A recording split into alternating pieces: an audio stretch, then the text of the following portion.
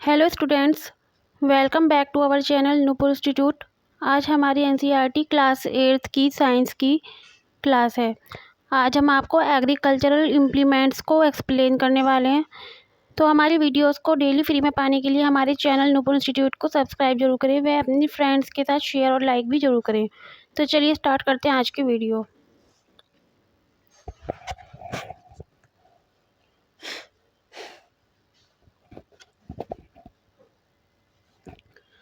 तो आज का हमारा टॉपिक है एग्रीकल्चरल इम्प्लीमेंट्स। एग्रीकल्चरल इम्प्लीमेंट्स मतलब कृषि के औजार क्या क्या होते हैं, या टूल्स कह दो। Before sowing the seeds it is necessary to break soil clumps to get better yield. बीजों की बुवाई से पहले ये ज़रूरी होता है कि हम मिट्टी के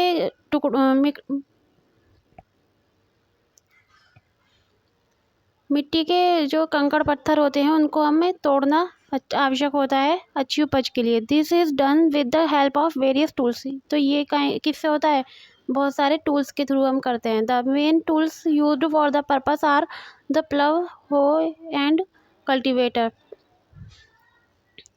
तो मेन टूल्स कौन कौन से होते हैं जो ये इस पर्पस के लिए? प्लव मतलब हल या हो मतलब कुदाल, एंड कल्टीवेटर मतलब कृषक। तो इस काम को जो करते हैं। तो हल कैसा होता है? ऐसा, ये जो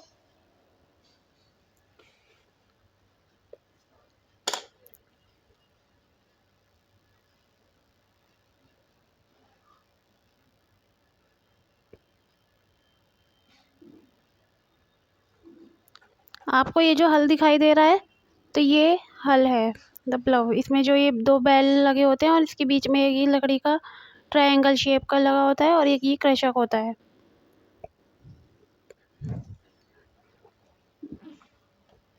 तो इसको हम प्लव कहते हैं।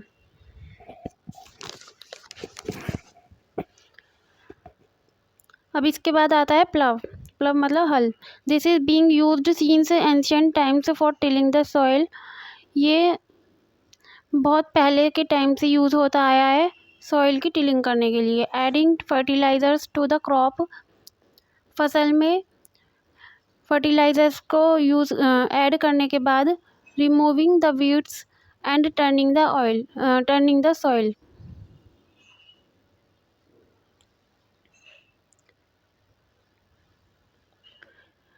रिमूविंग द वीड्स मतलब जो बेकार के पेड़ पौधे होते हैं उनको हटा देते हैं, एंड टर्निंग द सॉइल, और सॉइल को टर्न कर देते हैं। मतलब जो मिट्टी होती है वो बदल दी जाती है। This is made of would and is drawn by a pair of bulls और अदर एनिमल्स। तो ये जो प्लव होता है, हल, जिसका भी हमने आपको डायग्राम दिखाया था, ये कैसा होता है? ये लकड़ी का बना होता है, और ये दो बैलों का जो पेयर होता है उसके थ्रू ये होता है। और अदर एनिमल्स, हॉर्सेस, मतलब बैलों के अलावा इसमें हम हॉर्स भी लगा सकते हैं, कैमल्स भी यूज़ कर सकते हैं। It contains a strong triangular iron strips called plowshare. इसमें एक मजबूत ट्रायंगल शेप का कठोर स्ट्रिप लगी होती है जिसको हम प्लवशेयर कहते हैं। The main part of the plough is a long log of would which is called a plough shaft. The main part of the plough, इसका जो मेन पार्ट होता है वो क्या होता है? एक लंबा सा डंडा होता है लकड़ी का बना हुआ, जो जिसको हम प्लव शाफ्ट कहते हैं। There is a handle at one end of the shaft. इसमें एक हैंडल होता है, इसके एक हैंड पर, शाफ्ट के एक हैंड पर क्या होता है? एक हैंडल लगा होता है। The other hand is attached to a beam which is placed on the bull's necks. और इसका जो दूसरा सिरा होता है वो क्या होता है? बीम से जुड़ा हुआ होता है, जो कि बैल की नेक मतलब गर्दन पर लगा होता है। One pair of bulls and a man can easily operate the plough. एक जोड़ी बैल और एक आदमी इसको आसानी से हम इसको ऑपरेट करते हैं, हल को। आपको हमने हल का डायग्राम दिखाया था, ये रहा। इसमें क्या होता है? एक जोड़ी बैल लगे हुए हैं और एक लकड़ी का ट्रायंगुलर शेप का शाफ्ट लगा हुआ है, और एक इसमें कल्टीवेटर है जो कि खेत जोत रहे हैं। ये इसके थ्रू मिट्टी की मतलब हल से जुताई होती है। The indigenous wooden plough is increasingly being replaced by iron प्लव्स nowadays. तो आजकल क्या है, जो हमारे देश का जो लकड़ी का हल होता है वो तेज़ी से किस में बदल गया है, आयरन प्लव, मतलब मजबूत हल बना दिया गया है आजकल उसको। हो मतलब कुदाल। It is a simple tool which is used for removing weeds and for loosening the soil. ये क्या है, it is a simple tool. ये एक बहुत ही सिंपल सा टूल होता है जो कि बेकार के प्लांट पेड़ पौधों को हटाने में काम आता है, and for loosening the soil, और मिट्टी को लूज़ करने में काम आता है। It has a long road of would. इसमें क्या होती है, एक लकड़ी की बनी हुई लंबी रोड होती है और आयरन या फिर आयरन की। A strong broad and bent plate of iron is fixed to one of its ends. इसके एक सिरे पे क्या होती है, एक मजबूत चौड़ी झुकी हुई प्लेट होती है आयरन की बनी हुई, fix to one of its end. इसके एक एंड पर फिक्स हुई हुई होती है। और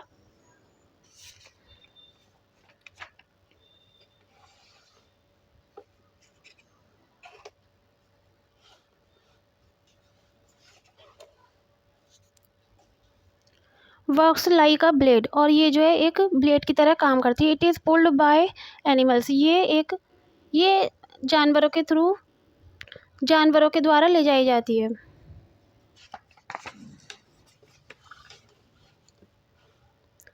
तो आपको ये जो डायग्राम दिखाई दे रहा है, इसमें क्या है, ये एक रोड है और एक ये वन साइड पे ये क्या है, प्लाउशेयर, और ये जो रॉड है इसको हम क्या कहते हैं, प्लाउ शाफ्ट।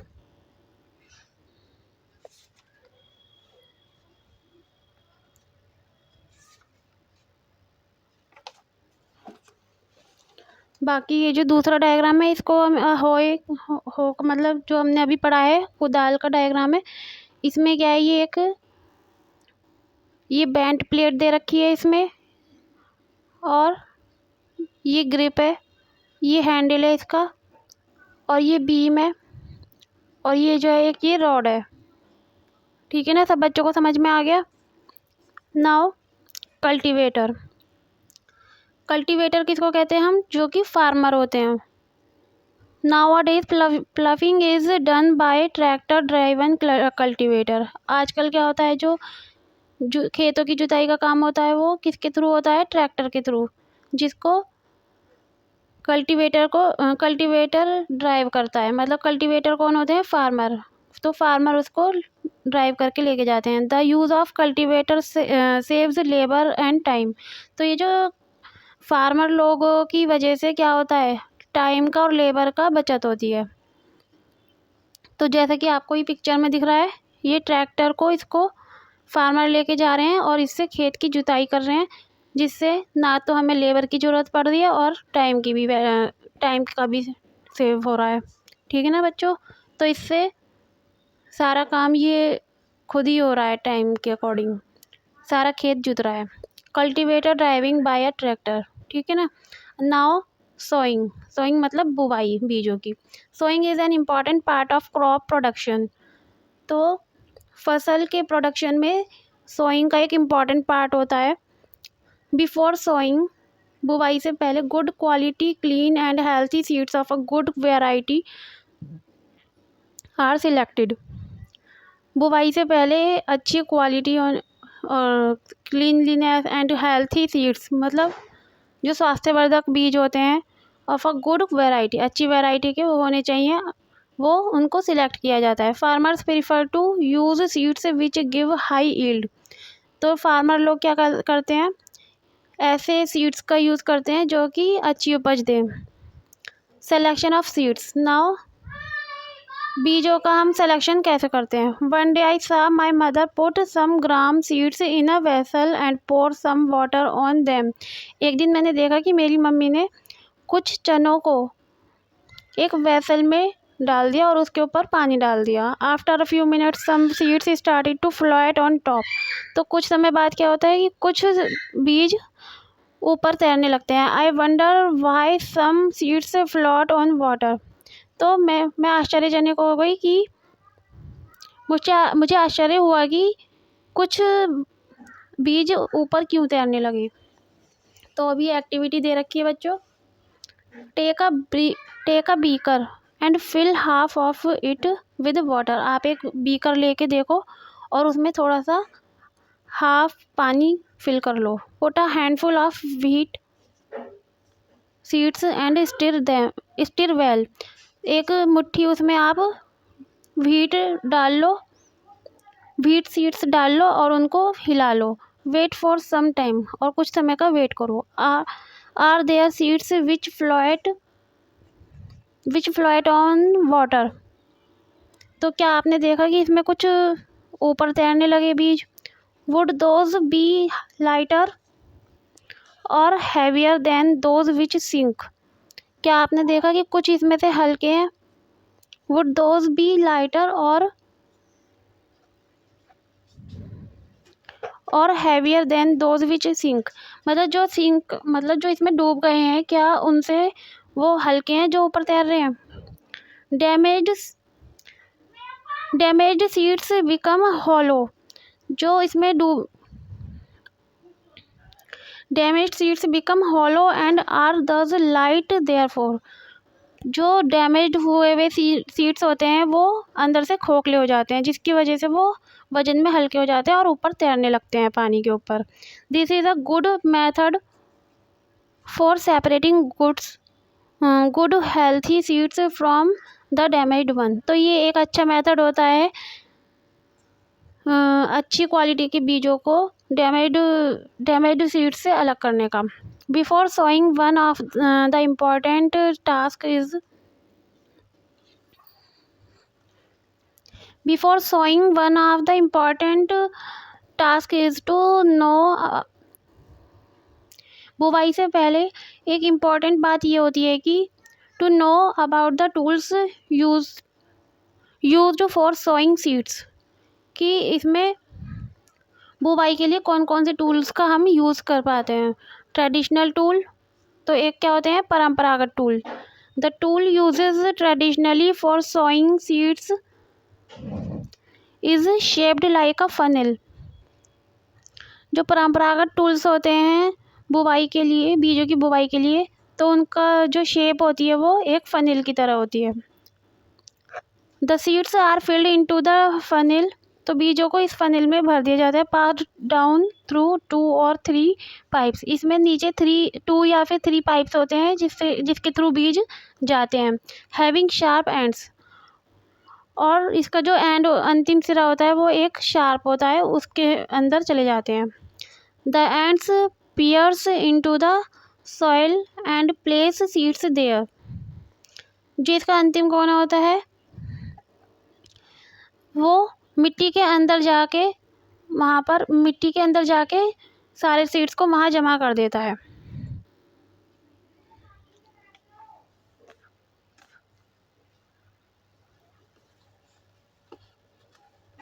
तो जैसा कि आपको ये दिख रहा है इसमें पिक्चर में, ट्रेडिशनल मेथड ऑफ सोइंग, मतलब इसका जो परंपरागत मेथड है। ये एक फनेल है, इसमें देखो ये ऊपर का सिरा, इसका ये एक बड़ा मुंह है, इसमें सारे बीजों को डालते हैं और ये इसका जो अंतिम सिरा है ये मिट्टी के अंदर जा रहा है। तो ये सारे सीड्स इसके अंदर चले जाते हैं।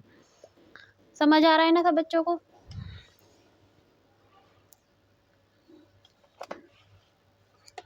अब आ गए हैं हम सीड ड्रिल। सीड ड्रिल क्या होता है। Now a days the seed drill, ये जो आपको फिगर दिख रही है ये है सीड ड्रिल, ठीक है ना बच्चों। Nowadays the seed drill is used for sowing with the help of tractor. आजकल क्या होता है, सीड ड्रिल किस लिए यूज़ होती है, बीजों की बुवाई के लिए, ट्रैक्टर के through.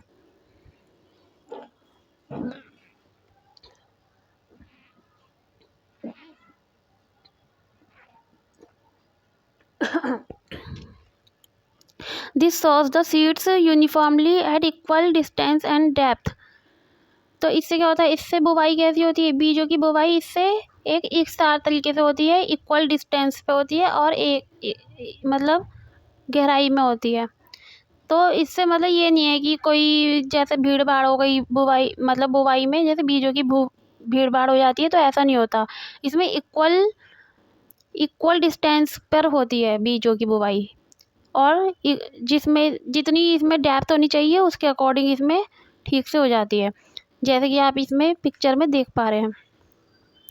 It ensures that seeds get covered by the soil after sowing. तो इससे ये इंश्योर हो जाता है कि बुवाई के बाद जो बीज है वो हमारा मिट्टी से पूरी तरह से ढक गया है। This protects seeds from being eaten by birds. तो इससे क्या होता है, जो ये बीज होते हैं वो पक्षियों के थ्रू खाए जाने से बच जाते हैं। Sowing by using a seed drill saves time and labour. तो ये जो हम सीड ड्रिल का यूज़ करते हैं, इससे क्या होता है, टाइम और लेबर की बचत होती है। There is a nursery near my school. हमारे स्कूल के पास एक nursery. I found that little plants were kept in small bags. तो मैंने क्या देखा, एक छोटे छोटे जो पौधे हैं वो एक ही जगह पे उग रहे हैं। Why are they kept like this. तो ये क्यों है ऐसा।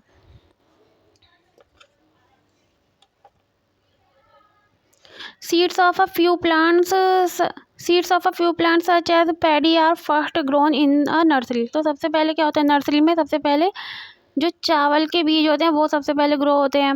When they grow into seedlings, जब वे सीडलिंग्स में ग्रो हो जाते हैं, they are transplanted to the field manually। तो उसके बाद ये खेतों में ट्रांसप्लांट कर दिए जाते हैं एक साथ तरीके से। Some forest plants and flowering plants are also grown in the nursery. कुछ कुछ जो जंगली पौधे होते हैं और फ्लावर वाले पौधे होते हैं वो भी नर्सरी में उगाए जाते हैं।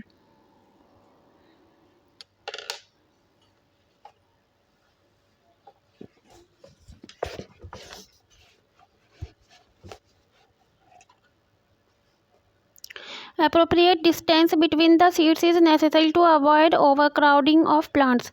तो क्या होता है बच्चों, बीजों के बीच बीच में जो डिस्टेंस होती है वो एक मतलब अप्रोप्रिएट होती है, मतलब एक उसमें इक्वल तरीके से डिस्टेंस होनी चाहिए, जिससे कि उसमें प्लांट्स की भीड़ भाड़ ना हो। क्योंकि अगर वो ग्रो होंगे तो फिर वो ठीक से ग्रो नहीं हो पाएंगे एक दूसरे में, फिर वो उसमें भीड़ भाड़ हो जाती है, इसलिए थोड़ा सा डिस्टेंस रखी जाती है।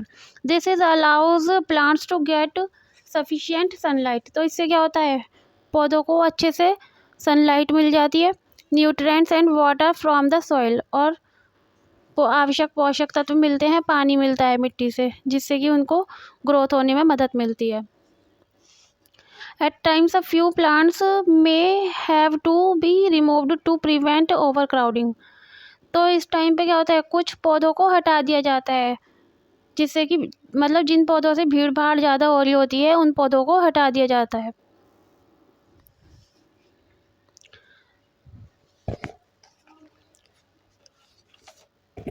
तो बच्चों आज की वीडियो में इतना ही।